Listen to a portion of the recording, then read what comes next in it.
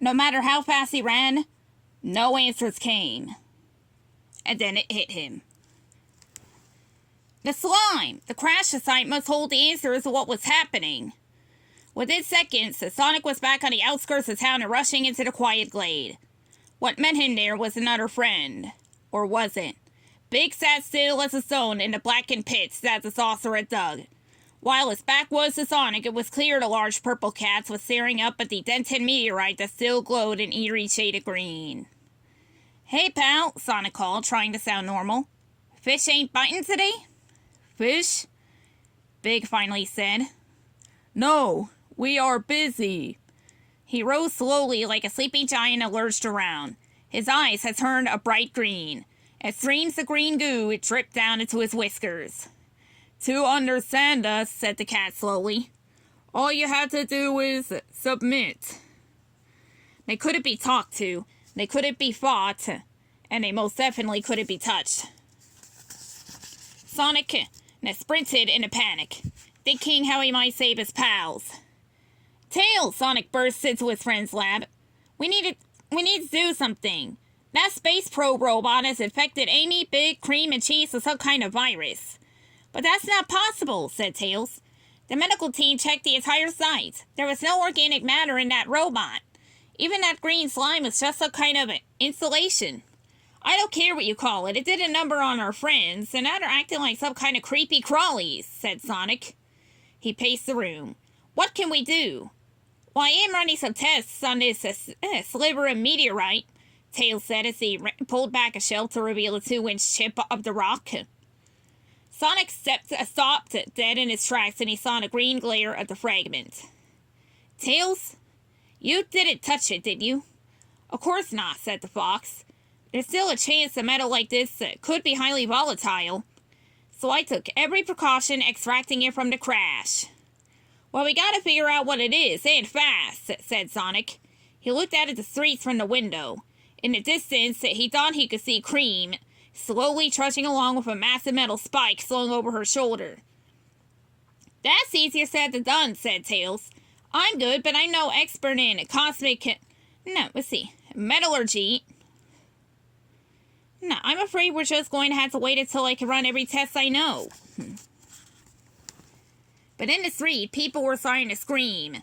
Cream began using her flying ability with her ears to spread slime all over the town. People were getting infected by the green slime and slowly turning into a diseased mob, wandering around in slow motion as Tails and Sonic watched in horror. "Tails," he said, "if there's one thing I'm bad at, it's waiting." The evening became a nightmare in slow motion. Sonic left Tails locked up in the lab and hit the town at top speed, warning anyone and everyone to avoid the sick. But no matter how fast Sonic ran, he was always too late. The people of the city were shambling through the streets, their heads hung low, and their eyes glowed with sticky green slime. Yet despite their lethargic motions, everyone's speed seems to have increased to tenfold. They tore up street lamps and stop signs and mailboxes. Anything metal was ripped up, crunched together, and carried away by the groaning masses. "Submit," they droned on as each new piece of steel was dragged away. "Submit."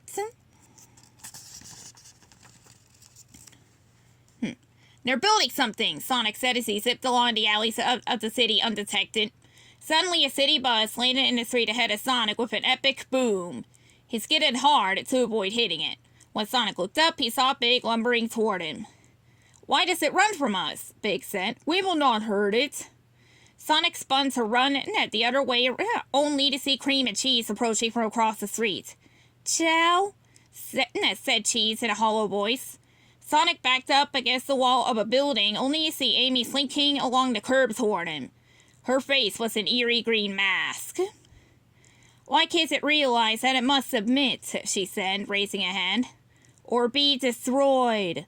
Sonic sprinted through a small opening between two of them. And as he raced away, he looked back at an army of droning people with glowing green eyes.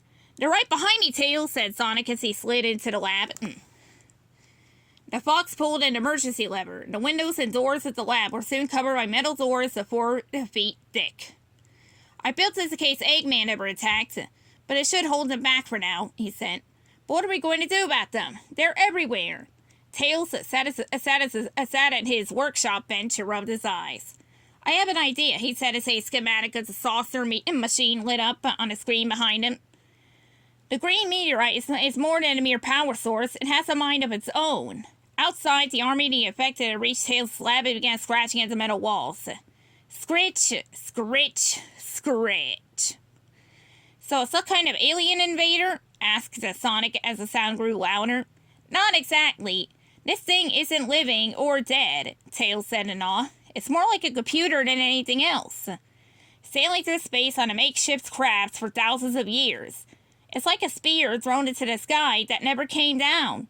A spear with a simple, primitive program driving it to take over all it comes into contact with.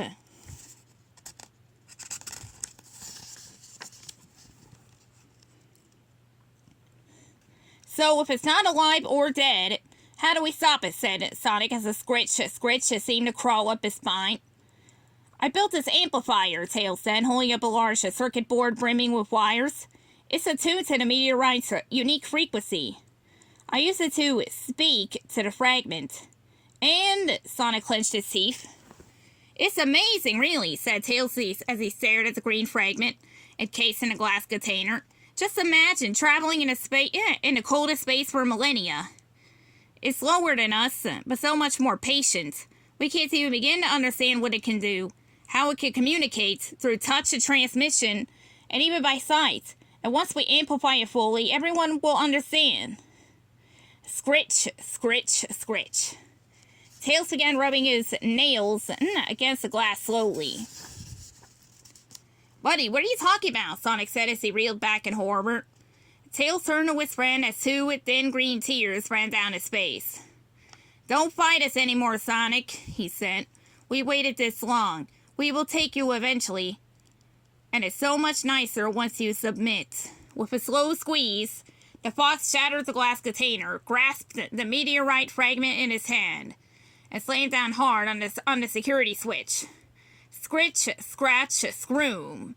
In an agonizing instant, endless streams of green arms scratched their way into the raising doors that lunged at Sonic. Sonic swooped through the lab and stole away Tails' amplifier device. Within seconds, he slipped through a rare unclogged window and sprinted for the hills. They need this thing to complete whatever they got planned, said Sonic as he ran. But what can I do that doesn't just slow them down? Fortunately for Sonic, Tails had prepared a memo that he now noticed was attached to the amplifier, telling him exactly what he needed to do. Amy, Tails, and the rest of the affected wandered their way to the crash site and handed their metal over to Big. Big was twice as strong as the others. He molded their collection around the meteorite's spire to create one massive broadcast tower. We have found the path, Big said in a robotic tone. We will send a signal home and call the great meteor here, said Cream, staring up at the tower. As soon as this entire planet will submit to us, said Amy. Or be destroyed, called Sonic. He stood on a branch high above the crowd with the amplifier in his hands, and they turned their heads slowly in unison to look at him. Do you understand us now? Called Tails. That we can wait forever to win? I've accepted the reality, said Sonic. So I figured I might as well speed things up. He leaped from the tree, holding Tails' amplifier above his head and laying it in the green crowd. Their hands were all over him as they passed Sonic across the glade.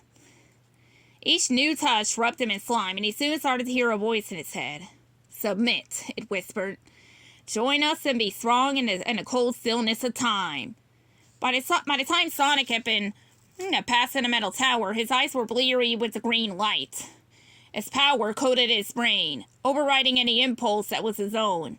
It would be easy to give in, but his mind raced with a plan. This, Sonic said slowly, handing forward the device. This will spread our message across the stars. Big the Cat lifted Sonic up, and the Hedgehog pressed the amplifier onto the tower just above the glowing green meteorite. The crowd swayed in excitement. Sonic felt as if his brain was drowning. Did he really want to do this? Did he want to submit to the power of the unliving rock? His hands attached the wires of Tails' creation to the tower slowly. His fingers ran over its dials, ticking on the buttons. Finally, it was ready. I'm sorry, said Sonic as he flipped the switch on, and then his vision erupted in fire. The world came into focus as the light of day stung Sonic's eyes. He was in a hospital bed, surrounded by Tails, Amy, Big. Sonic cried as he kicked off the covers. It's okay, Sonic, said Amy. We're cured. He relaxed and sunk into the bed. So it worked? I'm glad that you found my memo, said Tails. Overloading the amplifier created a wicked feedback loop. The meteorite's power was never meant to pump out that much info that quickly. Gotta move fast, Sonic laughed to himself. But was anyone hurt? Just you, pal, said Tails. When the machine overloaded, it sparked and caught fire in your hands. Luckily, the feedback was enough to burn the program out of everyone's system and melt down the tower. Sonic looked down at his friends. They were fully wrapped in clean, white gauze and throbbing in pain. Will I be okay? He asked them. You will make a full recovery, said Big. All it will take is time and patience. Huh, said Sonic. If there's one thing I'm bad at, it's waiting. The end.